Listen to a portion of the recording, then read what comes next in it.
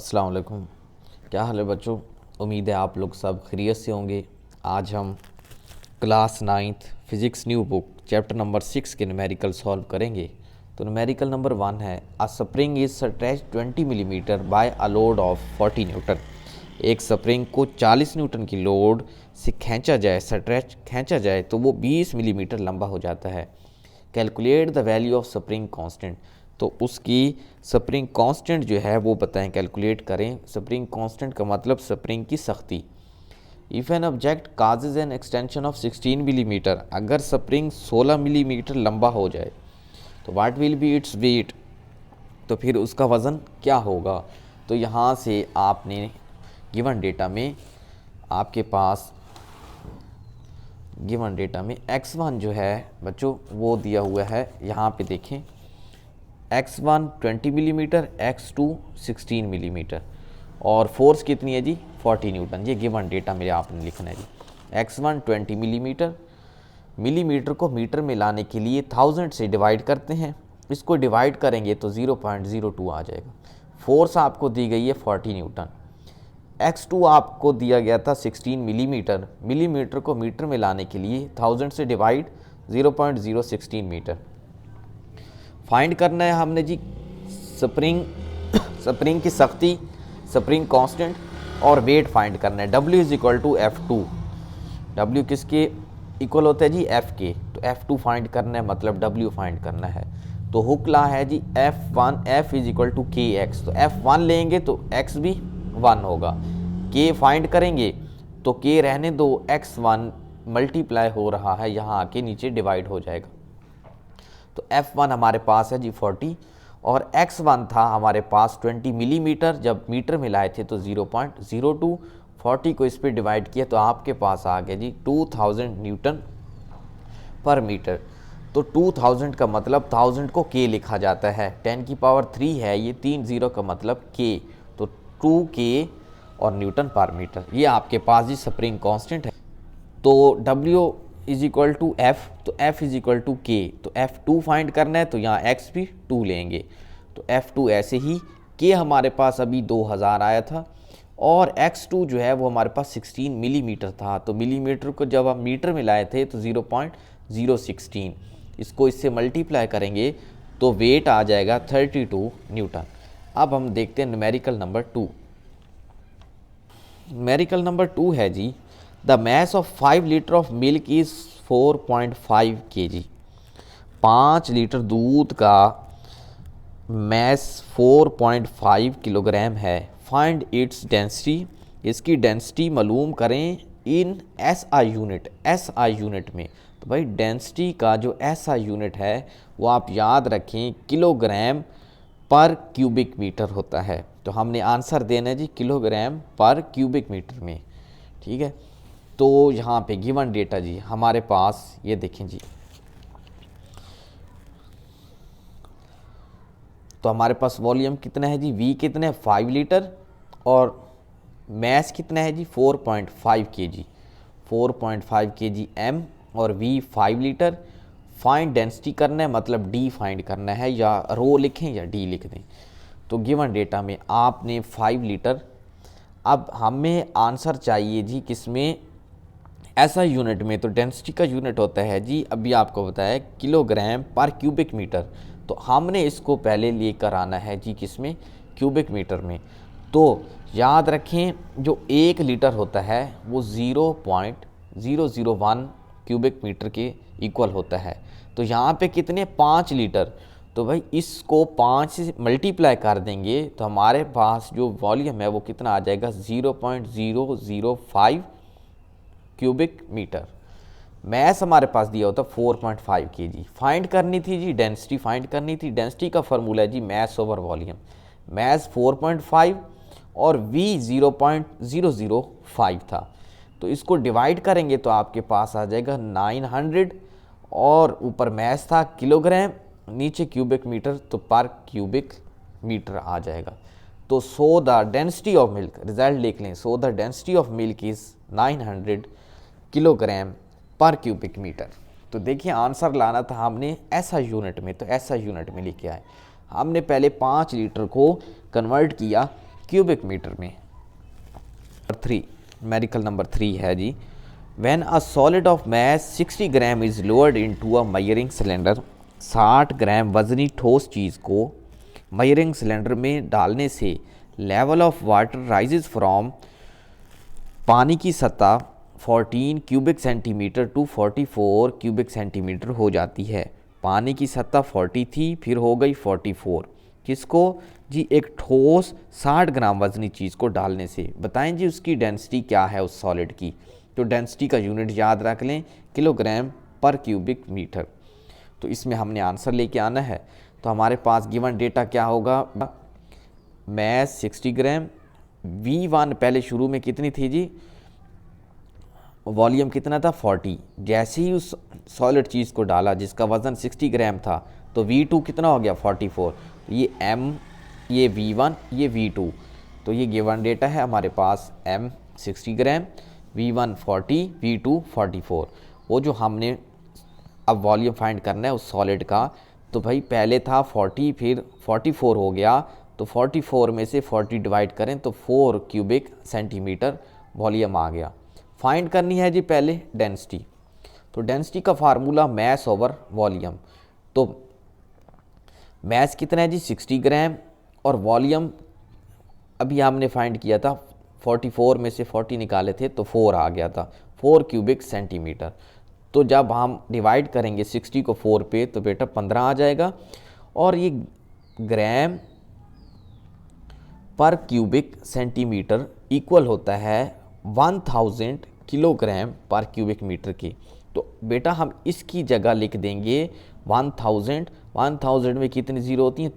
3 zero लगा देंगे, और किलोग्राम पर क्यूबिक मीटर। क्यों इसमें लेके आए बेटा? आंसर जो है वो लेके आना था, डेंसिटी का यूनिट होता है किलोग्राम पर क्यूबिक मीटर, इस वजह से हम इसमें लेके आए। और 15 ऐसे ही, इस 3 ज़ीरो का मतलब 10 की पावर क्या लिखा हुआ जी? 10 की पावर 3। 10 की पावर 3 का मतलब 1000 होता है। तो 1000 को हम कैसे लिख सकते हैं जी? 10 की पावर 3, आगे किलोग्राम पर क्यूबिक मीटर। ऐसे ही रिजल्ट लिख लें। So the density of solid is 15 multiply 10 की पावर 3 किलोग्राम पर क्यूबिक मीटर। तो सॉलिड की कितनी डेंसिटी है जी? 15 ज़रब 10 की पावर 3 मतलब 15,000। तो अब हम न्यूमेरिकल नंबर 4 बिल्कुल सेम ही है। अब ब्लॉक ऑफ डेंसिटी आप दी हुई है जी 8 मल्टीप्लाई 10 की पावर 3 किलोग्राम पर cubic metre, has a volume, जिसका वॉल्यूम 60 क्यूबिक सेंटीमीटर है। फाइंड इट मैस फाइंड करना है जी। तो जी गिवन डेटा में डेंसिटी भी दी हुई है, वॉल्यूम भी दिया हुआ है, M फाइंड करना है। तो देखें डेंसिटी बेटा कितनी दी हुई है? 8 मल्टीप्लाई 10 की पावर 3, वॉल्यूम दिया हुआ है 60 क्यूबिक सेंटीमीटर। अब याद रख लें कि आपने करना क्या है कि ये जो सेंटीमीटर होता है बेटा, सेंटीमीटर, ये आप याद रख लें कि जो 1 सेंटीमीटर है, 1 सेंटीमीटर बेटा ये इक्वल होता है 10 की पावर -2 मीटर की। ठीक है, तो यहाँ पे कितने सेंटीमीटर हैं? 3 हैं। तो भाई यहाँ पे अगर 3 हो तो एक है 10 की पावर -2, तो यहाँ पे 3 है तो -2 और -2 कितने हो जाएंगी? 10 की पावर -6 और क्यूबिक मीटर। तो सेंटीमीटर, ये जो 1 सेंटीमीटर, ये याद रख लें बेटा, सेंटीमीटर ये जो 3 है ये इक्वल होता है 10 की पावर -6 क्यूबिक मीटर की। ठीक है, तो इसकी जगह हमने क्या लिखा? ये लिख दिया। ठीक है, फाइंड करना था। फाइंड क्या करना है? M। फार्मूला आपको पता है, density is equal to mass over volume. M find करना है तो रहने दें, V जो है D के साथ क्या हो जाएगा? मल्टीप्लाई हो जाएगा। D आपके पास डेंसिटी दी हुई थी 8 मल्टीप्लाई 10 की पावर 3, वॉल्यूम है जी 60 मल्टीप्लाई 10 की पावर -6। 8 को 60 से मल्टीप्लाई करें बच्चों, आपके पास आ जाएगा 480। बेस सेम है, यहाँ पे देखें बेस सेम है, तो पावर्स क्या हो जाएंगी?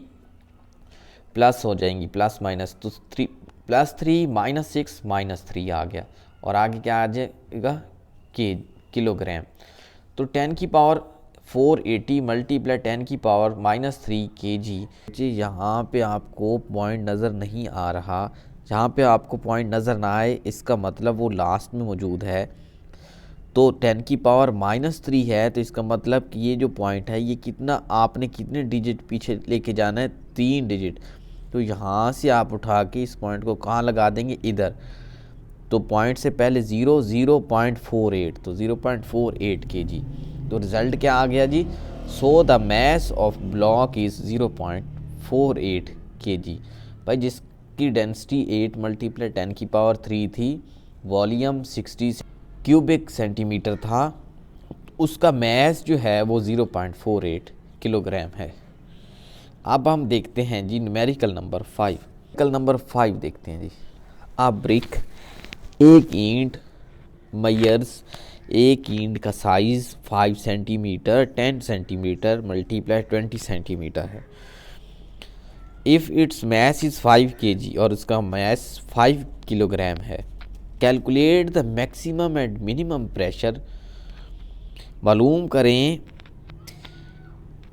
मिनिमम और maximum pressure which the brick can exert on a horizontal surface. ये मालूम करें कि ईंट हॉरिजेंटल सरफेस, हॉरिजेंटल मतलब उफ़क़ी सतह पर रखने से ज़्यादा और कम से कम दबाव कितना डालेगी। अगर कोई आपके पास ईंट है जिसका साइज़ ये है, और उस ईंट को आप हॉरिजेंटल सरफेस पर रखने से ज़्यादा और कम से कम जो प्रेशर है वो कितना लगाएगी वो ईंट, तो वो हमने फाइंड करना है। तो याद रखें प्रेशर का फार्मूला होता है फोर्स बाय एरिया। पर ईंट का वज़न हमेशा एक जैसा ही रहेगा, लेकिन एरिया बदलने से प्रेशर बदल जाता है। सबसे ज़्यादा प्रेशर कब होता है बच्चों, जब ईंट सबसे छोटे एरिया पर रखी गई हो। तो छोटा एरिया ये होगा 5 सेंटीमीटर एंड 10, ये कितना बनेगा 50। ठीक है, तो देखें यहाँ पे एरिया कम है तो प्रेशर ज़्यादा होगा, और अगर 10 × 20 इस तरह रखा जाए तो यहाँ पे देखें एरिया कितना है, ज़्यादा है, तो प्रेशर कम होगा। ठीक है, तो इसलिए एक ईंट जो है वो 2 मुख्तलिफ प्रेशर डाल सकती है। तो अब हम फाइंड करते हैं जी इसको। हमारे पास गिवन डेटा में क्या है, ठीक है, तो L, W और H ये आपने गिवन डेटा में लिख लेना है। मैस 5 किलोग्राम, प्रेशर मिनिमम और प्रेशर मैक्सिमम ये फाइंड करना है जी। तो given L 20 centimetre, W 10 centimetre, H 5 centimetre. इस साइज़ की इन साइज़ की एक ईंट है। सेंटीमीटर को मीटर में लाने के लिए 100 से डिवाइड, सेंटीमीटर को मीटर में लाने के लिए 100 से डिवाइड। तो भाई 20 को 100 से डिवाइड किया 0.2, 10 को 100 से डिवाइड किया 0.1, 5 सेंटीमीटर को मीटर में लाने के लिए 5 को 100 से डिवाइड किया 0.05 मीटर। मैस कितना दिया हो जी 5 किलोग्राम। अब याद रख लें बच्चे, फार्मूला होता है प्रेशर फाइंड करना है, मिनिमम एंड मैक्सिमम फाइंड करना है। तो प्रेशर का फार्मूला होता है फोर्स बाय एरिया। तो भाई मिनिमम के लिए अब आपने ये याद रख लेना है कि जब प्रेशर वहाँ पे मिनिमम लगेगा, प्रेशर वहाँ मिनिमम होगा जहाँ पे एरिया मैक्सिमम होगा। ठीक है भाई, एरिया अगर रकबा ज़्यादा होगा तो प्रेशर मिनिमम लगेगा, ये आपने याद रखना है। तो चलें जी, एरिया मिनिमम क्या है जी, मिनिमम एरिया था जी 5 और 10, 5 और 10 को मल्टीप्लाई करें तो 5 सेंटीमीटर को मीटर में लाए थे तो 0.05, और 10 सेंटीमीटर को मीटर में लाए थे तो 0.1। 0.05 को 0.1 से मल्टीप्लाई किया तो आपके पास 0.005 स्क्वायर मीटर आ गया। ये आपके पास मिनिमम एरिया है। मैक्सिमम एरिया कब बनेगा, जब 10 को 20 से मल्टीप्लाई करेंगे। मतलब ये सेंटीमीटर था, मीटर में लाए थे, ये 10 सेंटीमीटर मीटर में लाए थे, तो इसको इससे मल्टीप्लाई करेंगे तो हमारे पास मैक्सिमम एरिया आ जाएगा 0.02 स्क्वायर मीटर। अब हमने फाइंड क्या करना है, इस तरह आपने लिखना है प्रेशर मिनिमम प्रेशर मैक्सिमम। तो प्रेशर का फार्मूला होता है जी, ये याद रख लें, फोर्स बाय एरिया। अब फोर्स हमारे पास नहीं है मौजूद, तो भाई एरिया, प्रेशर मिनिमम मालूम करेंगे तो एरिया मैक्सिमम रख लेंगे, लेकिन फोर्स मौजूद नहीं है तो फोर्स F पहले फाइंड करेंगे। तो F इज़ इक्वल टू होता है M मल्टीप्लाई G। तो G की वैल्यू कितनी है 10 और M मैस कितना है जी 5, तो 5 मल्टीप्लाई 10 50 न्यूटन, ये आ गया F। प्रेशर मिनिमम फाइंड करने के लिए बेटा अभी आपको कहा था एरिया आपने मैक्सिमम रखना है, फार्मूला वही है, pressure is equal to F by A। Minimum find करना है तो एरिया मैक्सिमम, फोर्स 50 निकाली, एरिया यहाँ पे आपने जो मैक्सिमम आपने एरिया रखा था वो क्या था जी, जब ये देखें 0.02 स्क्वायर मीटर, तो ये आपका आ जाएगा 2500। और देखें 25 ऐसे ही, और ये 2 ज़ीरो को हम लिख सकते हैं मल्टीप्लाई 10 की पावर 2। प्रेशर का यूनिट होता है पास्कल। ये हमारे पास जी मिनिमम प्रेशर आ गया। अब प्रेशर फाइंड करना है मैक्सिमम। भाई प्रेशर मैक्सिमम तब होगा जब एरिया मिनिमम होगा, जब जगह कम होगी तो प्रेशर ज़्यादा लगेगा, और जब जगह ज़्यादा होगी तो वही जो प्रेशर है वो वहाँ पे कम लगेगा। तो यहाँ प्रेशर मैक्सिमम है, इसका मतलब जगह कम है, एरिया कम।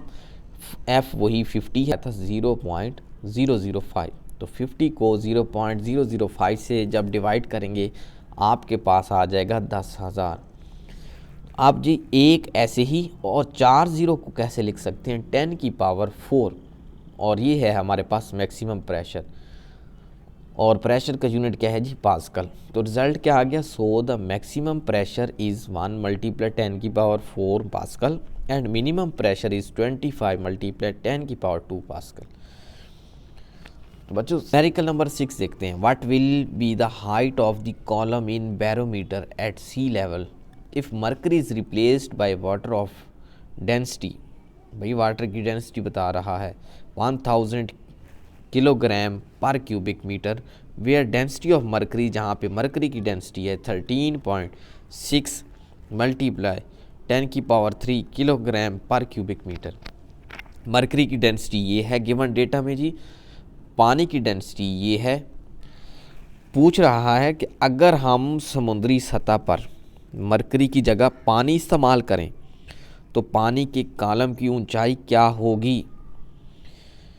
तो याद रखें बैरोमीटर में माया की ऊंचाई उसकी डेंसिटी पर डिपेंड करती है।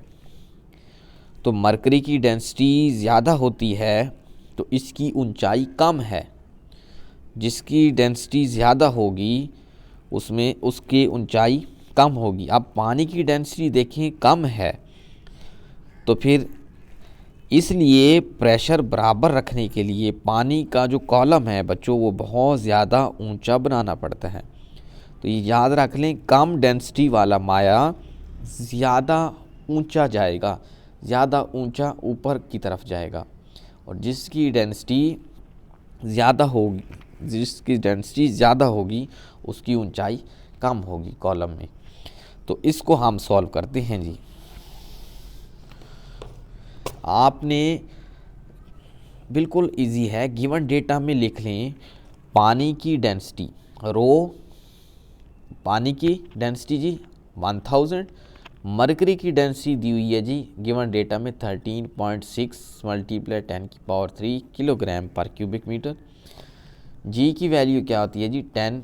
अब ये जी की वैल्यू और गिवन डेटा में आपने लिख लेना है ये जो एटमॉस्फेरिक प्रेशर है, एटमॉस्फेरिक प्रेशर ये सेम होता है, atmospheric pressure same both water and mercury. तो एटमॉस्फेरिक प्रेशर कितना होता है जी 101,325 पास्कल। फाइंड क्या करना है जी, हमने हाइट फाइंड करनी है जी, वाटर कॉलम की हाइट फाइंड करनी है। तो फार्मूला हमारे पास है P is equal to rho g h. Find करना है हमने यहाँ पे H, तो H को रहने दें, ये रो जी यहाँ पे मल्टीप्लाई है, इधर आके डिवाइड हो जाएगा यहाँ पे नीचे। तो हाइट वाटर की हमने फाइंड करनी है, तो फिर यहाँ पे हमारे पास डेंसिटी भी हम किसकी लेंगे, वाटर की ही। तो बच्चों प्रेशर जो है वो ये हमने पुट कर दिया वैल्यूज़। पानी की डेंसिटी 1000, जी की वैल्यू 10। जब आप डिवाइड करेंगे आपके पास आंसर आ जाएगा। हाइट कितनी जी, 10.1325 मीटर। ये देखें, ये नोट है, ये आपने एंड पे लिख लेना है। अगर हम जी की एग्जैक्ट वैल्यू लिखें 9.8 होती है जी की वैल्यू। न्यूमेरिकल सॉल्व करने के लिए, आसानी से पैदा करने के लिए हम जी की वैल्यू 10 रखते हैं, लेकिन अगर जी की वैल्यू रखी जाए 9.8 देन एग्जैक्टली आंसर क्या आएगा जी, वाटर कॉलम की क्या हाइट होगी, 10.3 मीटर। मरकरी की जो ऊंचाई है वो होती है बच्चों 0.76 मीटर, और पानी की देखें जी 10.3। क्यों, मरकरी की डेंसिटी ज़्यादा, ऊंचाई कम, पानी की डेंसिटी कम, हाइट ज़्यादा। तो बच्चों उम्मीद है आप लोगों को हमारे आज के न्यूमेरिकल्स जो हमने सॉल्व किए हैं उनकी समझ आ गई होगी। तो जहाँ से कोई मसला हो वो आप कमेंट बॉक्स में पूछ सकते हैं। इंशाल्लाह नेक्स्ट वीडियो में हम इसके जो बाकी 6 न्यूमेरिकल हैं वो अपलोड करेंगे। तो ओके, अल्लाह हाफिज़ बच्चों, उम्मीद है आप लोगों को समझ आ गई होगी।